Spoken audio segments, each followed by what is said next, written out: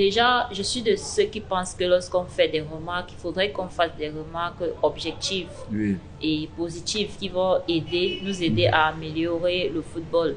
Ou alors pour copier le slogan du président de la fédération qui va nous aider à redonner au football camerounais toute sa grandeur. Il faut déjà le dire, c'est un fait, que le championnat de cette année a été particulièrement super par rapport aux années antérieures. Parce que nous n'avons pas connu d'arrêt. Nous avons respecté les dates. Nous avons joué dans des stades propres et beaux.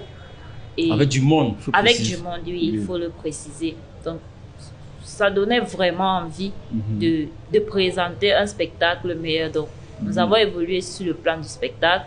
Nous avons évolué sur le plan de la programmation parce que c'était pas ça. Avant, on allait à la fin de la phase, aller sans savoir quand est-ce que la phase de retour devait reprendre.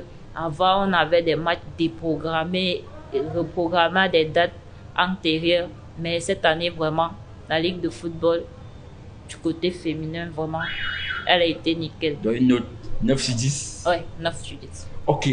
Donc là, maintenant, est-ce que vous comprenez que dans le paysage sportif, footballistique, surtout camerounais, que des gens tirent sur M. Samuel Eto'o qui arrive et qui a des idées, qui veut vraiment du changement, puisque c'est le footballeur qui doit être au centre de tout. On a l'impression qu'il y a une guerre des hommes, mais on néglige le footballeur. Quel est votre sentiment vis-à-vis de...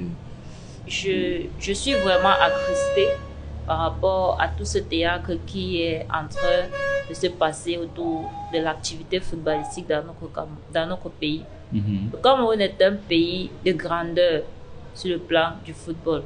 C'est un pays que lorsque vous allez à l'extérieur, vous dites que vous venez du Cameroun et vous parlez football, on s'assoit pour vous écouter attentivement. Notamment grâce à Roger Milla, Samuel Eto'o et tous ceux-là qui sont passés ici et là. Je pense que beaucoup de Camerounais n'ont pas saisi le fait que le Samuel Eto'o, président de l'Africafoot, n'est plus le Samuel Eto'o qui a chaussé les crampons et qui nous a fait supporter le FC Barcelone pendant qu'on n'était pas des Espagnols. L'équipe du Cameroun aussi. Oui. Donc, les Camerounais ont beaucoup attendu de lui, oubliant que la fonction administrative n'a plus rien à voir avec le Samuel Eto'o qui joue au football. Donc, ce que je dis par rapport à tout ce qui se passe, il faudrait que ceux qui veulent bien lui agresser la parole ou alors entrer en conflit avec lui, lui fassent des remarques objectives. Parce que jusque-là, on va dire, on a suivi des voices, c'est vrai, mais je ne peux pas dire... Non, aujourd'hui, on fabrique les voices avec... Justement, c'est ce que j'en venais. Je ne peux pas dire avec exactitude que c'est la voix du président du président de l'Africafoot. Donc, je ne peux pas me prononcer sur tous ces litiges, étant donné que pour moi, je considère que je n'ai pas assez d'éléments. Rien n'est clarifié.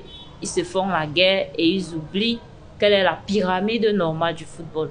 Parce que la pyramide normale du football, elle commence par le footballeur. Après le footballeur, on a les clubs. Ces clubs-là forment des ligues. Vous allez avoir des ligues amateurs, la ligue jeune, la ligue féminine, la ligue professionnelle. Après ces ligues, nous allons monter d'un cran. L'ensemble de ces ligues qui forment la fédération.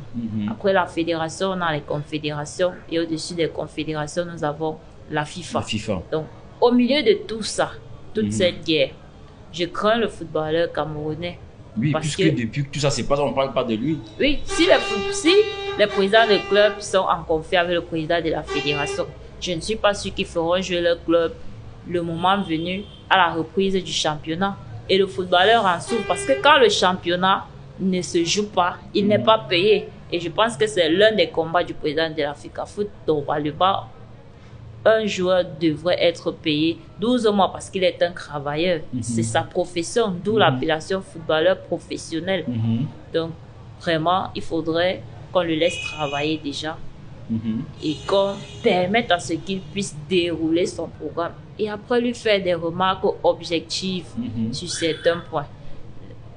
Et après, à côté, les querelles entre les personnes, je ne m'y intéresse pas. Moi, ce qui m'importe, c'est la valeur du football camerounais, la place du footballeur en particulier.